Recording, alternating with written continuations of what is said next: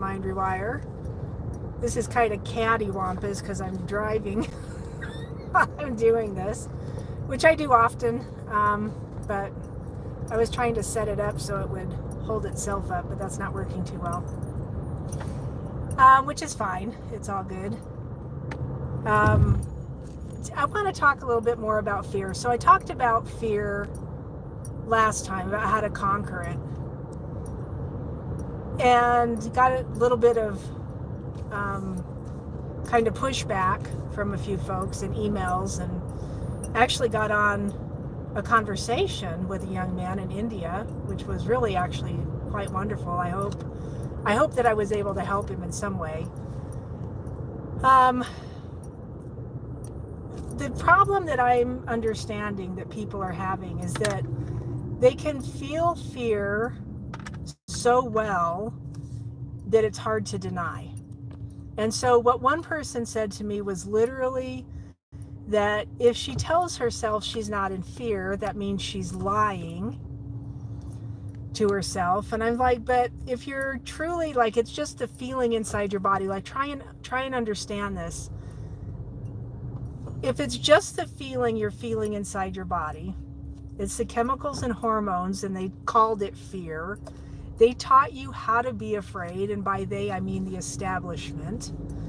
The people that control all of this nonsense want us to be in fear, right? So understand that first of all. They need you to be in fear. If you are in fear, they control all this. Yeah? And they kind of control it anyway. But we got a lot of road work going on here. Sorry about that. But if you understand that, and you understand that you are put in fear for a reason, you're kept in fear for a reason, and you start to push back against it, you start to fight for yourself against it, you start to see all of it a little bit differently, which can be super interesting. So fear, understand it as a set of chemicals and hormones in your body, first of all. Second of all, understand that the way we are given to understand fear is that it's like something you're afraid of, it's something that scares you, it gives you that feeling inside that you don't like, that you can't control, that you can't get rid of, right? Label it the way you were taught it. And then understand it's a control mechanism. And then understand that in ancient languages, the words that go back to the original word that was fear in ancient writings does not mean what they taught us. This is the hard truth about a lot of things. The words, the way we are taught them, were not how they were originally taught. And here's the problem. If we go by the meaning that we understand now, we end up with what we are, with what we've got, we do things. If you go with the meaning that it was originally meant to be, you have a whole nother thing going on.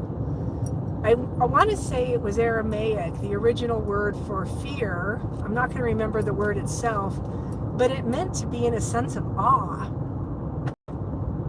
A sense of awe. So it's probably the same set of chemicals and hormones that make up the feeling that we call fear. But then it was a sense of awe. It was a sense of reverence towards something. Right? And think of that in biblical tenses, fear the Lord your God.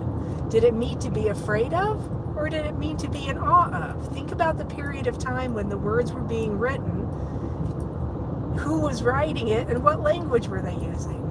My guess is it's not what we were taught. So what do you do with that, right? If you're caught in fear, which is what a lot of people are telling me, they just can't get away from the fear of what's going on the planet, because we really don't know what's true and what's not true, right? There's so many things being said about everything.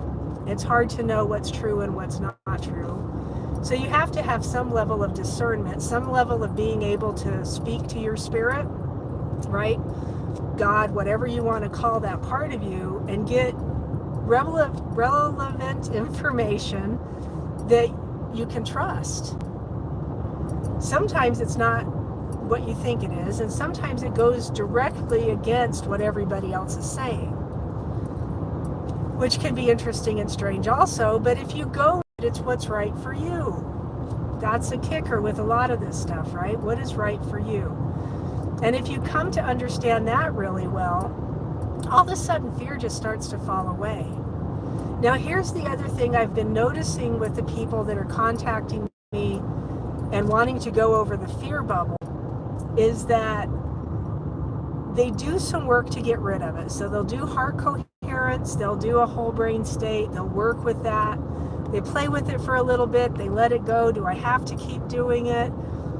If you want it to be a constant state of something that's not fear, yes, you have to stay in it. You have to stay with it.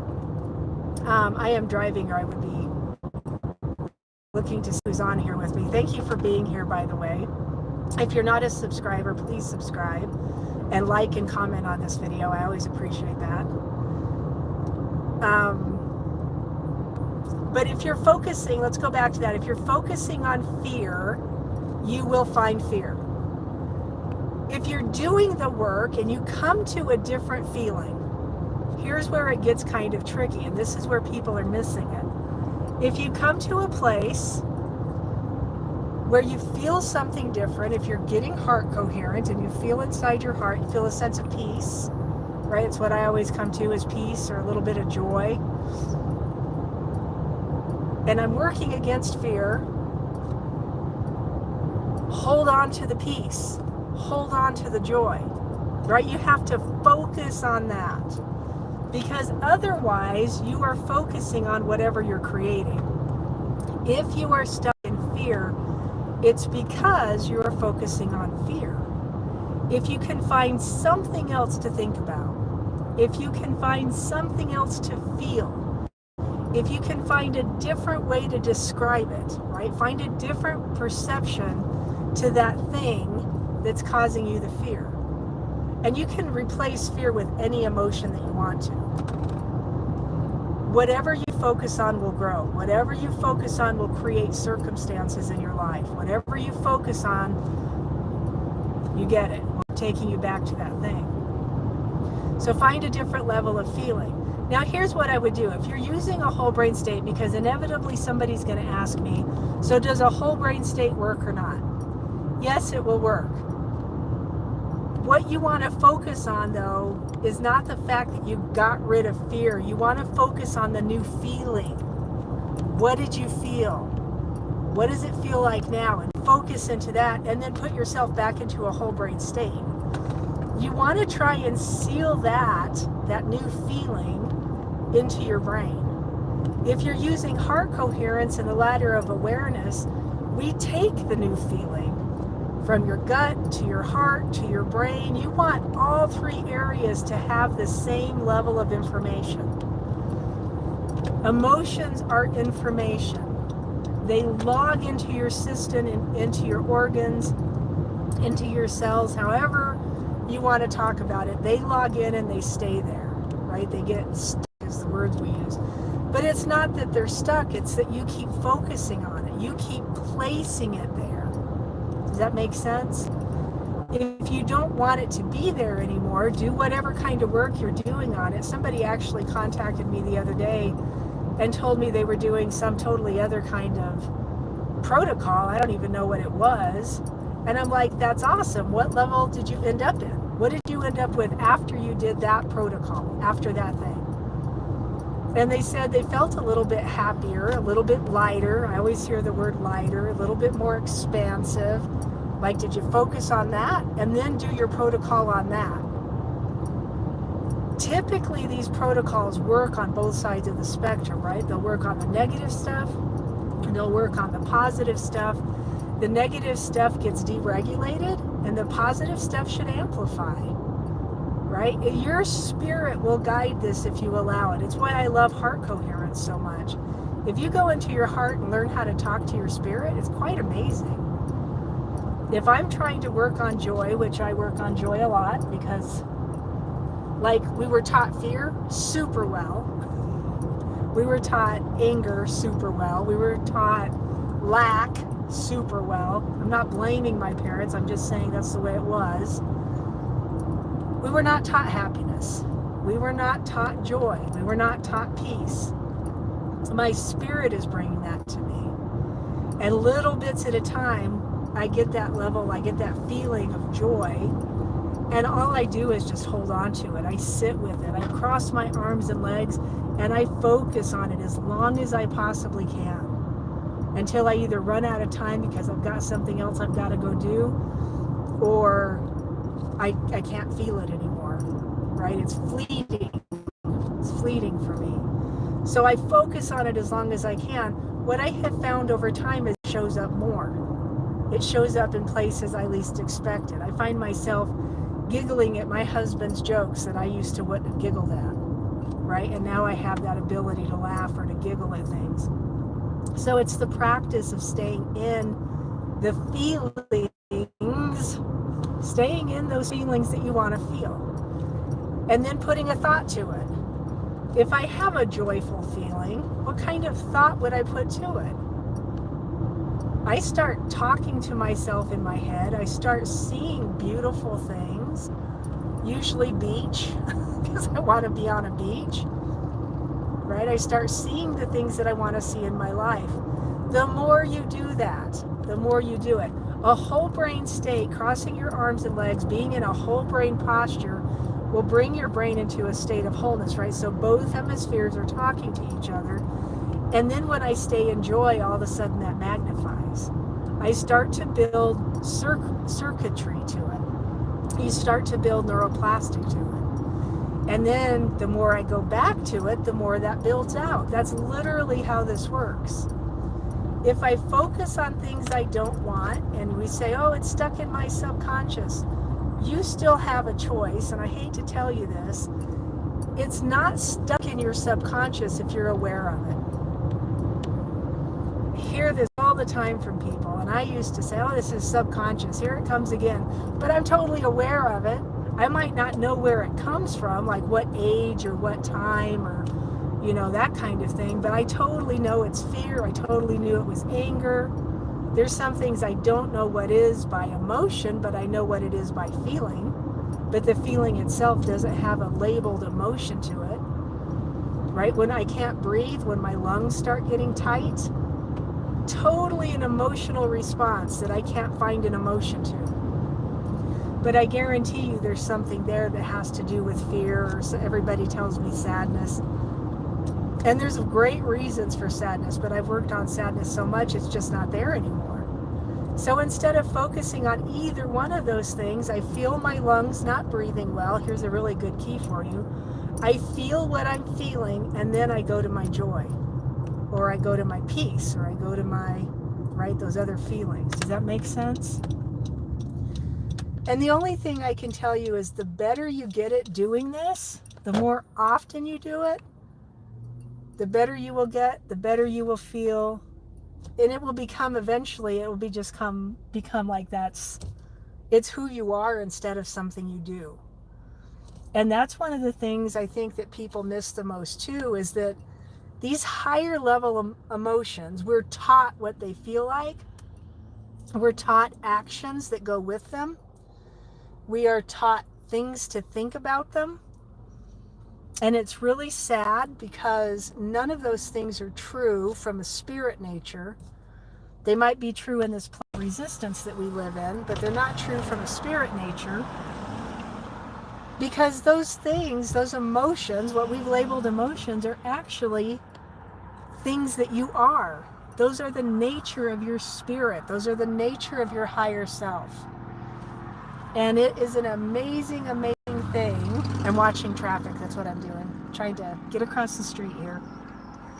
It's an amazing, amazing thing when you recognize that love is who you are and not something you do.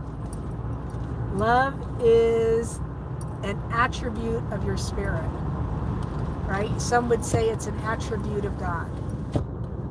It's an attribute that far exceeds and excels into the unknown what we consider love and what we know about it. In my understanding from Spirit, love is the overtone. It's all of the colors, all the hues, seen and unseen, heard and unheard. Every hue has a tone, heard and unheard, right? Because there's some tones we can't hear. There's colors we can't see. And all of the geometry goes with those things. Curves, angles, vectors, everything that goes with it are all wrapped up into love. But if you took that word back to ancient text, you'll find out it's not what we were told anyway, right? They had many words. They had many words that describe love. And even those words I don't think were correct. I think it was hidden from us what that word really means or what that really is. So if you take it back apart and you understand it as vibrational, and it's all of the vibrations, it's all the frequency, it's all the hues, all the tones, all the geometry, all of it, an overtone, a huge, gigantic over everything. That's your spirit. It's what your spirit is. It's not something you do. I don't have to give something for love. I don't have to get something to have love. Peace is the same way. You don't have to have a war to have peace. Your spirit is peace. Your spirit is what you are. I keep coming back to this over and over because it's hard to grasp. But once you get it, fear falls off. There is no fear in that place. Not the way we learned it, not the way we understand it. As a vibration, as a frequency, it's going to be in that overtone. But it's not something you focus on. You focus on the totality, not the pieces. Oh, that's a good one. Focus on the totality, not the pieces. This is the same way they took apart our human body. Think about this. Your brain does this, your heart does that, your gut does something else, and then all the little organs and glands and tissues that surround everything. But it's not separate parts of a system. It's part of a whole system. And you can't fix the whole system by fixing one part. You have to come at it from a state of totality. How do you do that? Frequency seems to be the best way. Super interesting, right? Once you understand all of those things and you recognize that you are the totality of all of the frequencies that make this whole thing up and qualities that go with the frequencies, now you have a game to play. Now you have a different place to stand. You can create in your life all kinds of stuff. And people say that all the time, and then they talk about the things they create. And I find it amusing most of the time. I'm like, oh, really? Like, you know, creating wealth. Unfortunately, you have to have it to live in this world. I am not a money person. I never have been. I'm probably the antithesis of a person that desires to be a millionaire. I just have no interest in it, except that it would be fun to have enough money to go do what I want. So I have this weird contrast going on, right? I'm aware of it. It's not subconscious. I need to do work on it, is what I'm telling you. That's how you find stuff like that. Notice what you tell yourself. Ask yourself questions about it, and then go from there. Yeah, I don't know why I even brought the money thing up. That one's been getting me lately, I think, is why. It's interesting. Throw yourself out there. That's another thing I would say to you, is throw yourself out there. Throw yourself, I mean, and out there I'm saying, even just in front of yourself, but in front of people, speak about yourself in ways that will allow you to open up, right? Because you'll hear things and you'll be like, what did I just say? Like the money thing. I have no desire. I really don't care about it. It's very strange. But it would be nice to have some. You got to laugh at yourself. That will be something I'll be working on. I hope this helps. I'm just kind of rambling. I'm driving up the mountain here to get my son. Let me see if I can turn this around real quick. I don't know if I can turn it around. Oh, there it did. This is where I am at right now. We're driving up the mountain. I am driving up the mountain towards a place called Eden. And Eden is a little mountain town with a huge lake. Super beautiful. We live over on the other side of the mountain. So we have to go all the way around the lake to get over here. But it's just a nice drive. I just enjoy it. And I do stuff like this. I talk to you guys. I talk to myself. I talk to spirit. I work on things while I'm driving. Right? All things you can do too. All things you can do too. If you have any questions, thoughts, ideas, things that you want to know more about, if I can help, I certainly will. If I can't, I'll send you places that maybe we'll be able to. One of my desires this month for the next 30 days is at least once a week to get a few other healers on here with me and just do some actual healing work. Where the energy is just going to be built up, and then we will invite people to jump into the energy, right? It'll just, and it's there, right? It's not like we have to invite you. Anytime energy is building up anywhere, you jump into it, whether it's quote unquote good or bad, right? The fear side or the love side. You jump into it. You choose. But we're going to be doing healing work on here once a week. I'll drag on a few other healers with me, and we'll sit and pick something to work on. So if you have something specific in your life you want to work on, drop a note below. If you have something you just want to know about, again, drop a note below. We'll see what we can do to help. I hope this blesses you. I certainly enjoyed it. I have a lot of fun doing these. Like this video, it helps the logarithms. I can't say that word, logarithms. It helps move the video, right? If you comment, it helps move it more, and if you subscribe, that helps the channel in general. So I'm trying to get this built up so I can get the message out a little bit more, because this stuff is easy and you should know how to do it. The stuff that I do, I was taught by spirit. Some of the stuff I do, I was taught in protocols that got taken apart, and spirit was like, seriously, you don't need all this junk. It's easy once you know how your system works, and it's easy once you know how to listen to your spirit. Your spirit will guide you through it.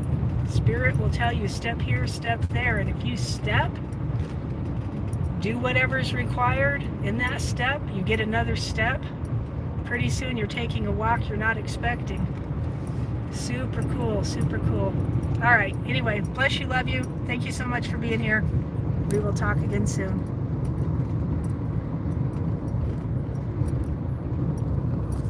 If I can turn this off, we'll talk again soon.